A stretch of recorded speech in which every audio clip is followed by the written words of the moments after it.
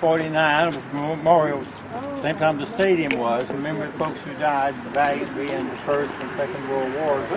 It was the first memorial, as far as I know, in the Black Belt to enter the names of the colors, the casualties as well as the white. In World War I, actually we lost, well, the monument we see later on makes a correction. In World War I, we lost more black soldiers than we did white.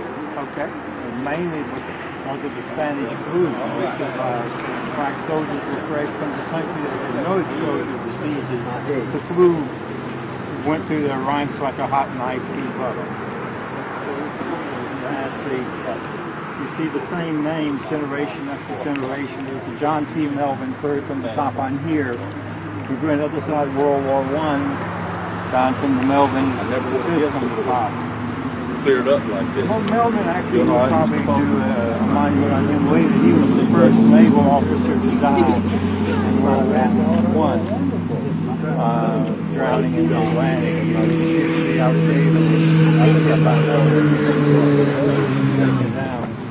His nephew, John T. Melvin, died in a freak accident and had to parachute out over a lake in upstate New York. Got tangled in his chute and drowned. So like the uncle he was named for, he died for us in the sea. But actually our most famous from World War II, sorry, there's so many wars, as Commander Howard Walker Gilmore. Figure he's Indianapolis graduate and been an experienced submarine commander. He was in highly enemy territory, and well, in darkness of night on 7 February, an enemy gunboat closed range and prepared to ram the Growler. Good name for submarine, the Growler. Commander Gilmore daringly maneuvered to avoid the crash, rammed the attacker instead, ripping into her port side at 17 knots and bursting wide her plates. In the terrific fire from the sinking gunboats, heavy machine guns, Commander Gilmore's Palmer gave the order to clear the bridge, but stayed on the bridge himself. And refusing safety for himself, remained on deck while his men preceded him below. Struck by the fusillade of bullets and having done his utmost against the enemy in his final living minutes, Commander Gilmore gave his last order to the officer of the deck, take her below. The Growler died, seriously damaged but under control. She was brought safely to port by her well-trained crew, inspired by the courageous fighting spirit of their dead captain. He was one of 85 men from SELMA'S County who perished, and many of them died heroically, none as memorably. None of the others have gotten Little Hawker. Quite a story. Dedication. We're always a little prouder of ourselves than we probably should be, because we're always just a little better than the next guy. At least in the Black Belt we are. And this was dedicated by a Methodist minister from Memorial Methodist, who gave a beautiful speech about this block of granite are the names of the heroic band of Dallas County men, both white and colored.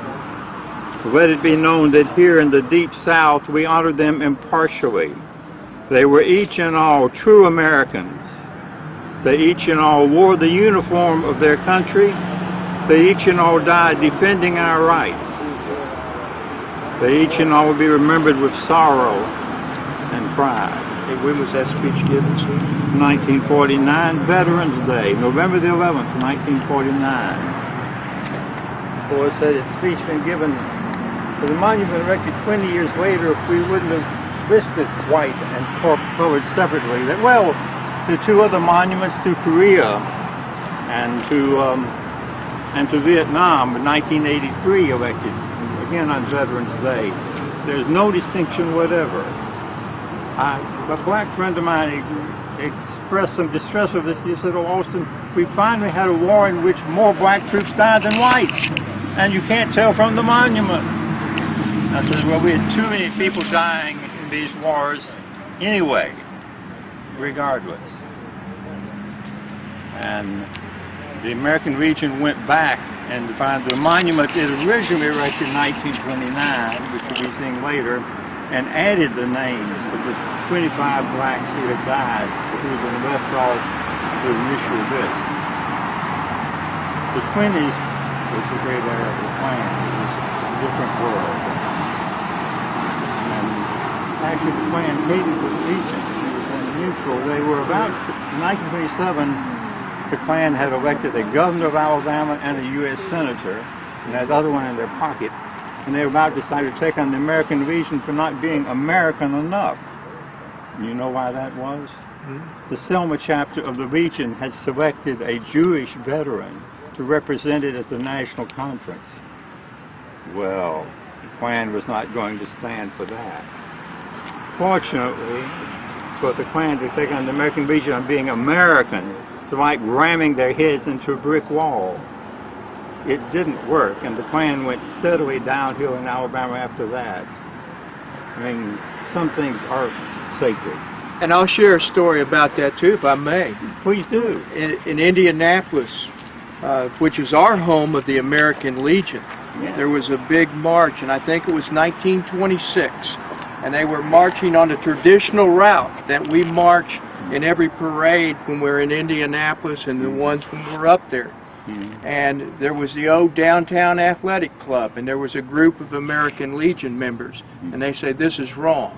And they came out of the Downtown Athletic Club, and the American Legion lined up and dispersed the Klan from finishing their march in downtown Indianapolis in 1926. Great. So we've always been, and when I mentioned this when we were up in the Brown Chapel, as soon as we gained our membership in 1919, we accepted all races, all religions, and women. And women were able to vote for the National Commander of the American Legion before they had the right to vote for the President of the United States in many states. So we are marching for our veterans and for social justice, and we wrote, by the way, the GI Bill of Rights was written by the National Commander of the American Legion. Great. I'm a history teacher. I thought instinctive kinship. Yeah. But thank you. That's very nice. And I see the post-20 inscription on the monument. That means a lot. What you guys do here in the community here in Selma. All right. We got another one you're going to like in just a few minutes. Okay. Well, let's get her on then. All right, sir. Would you join me to play the...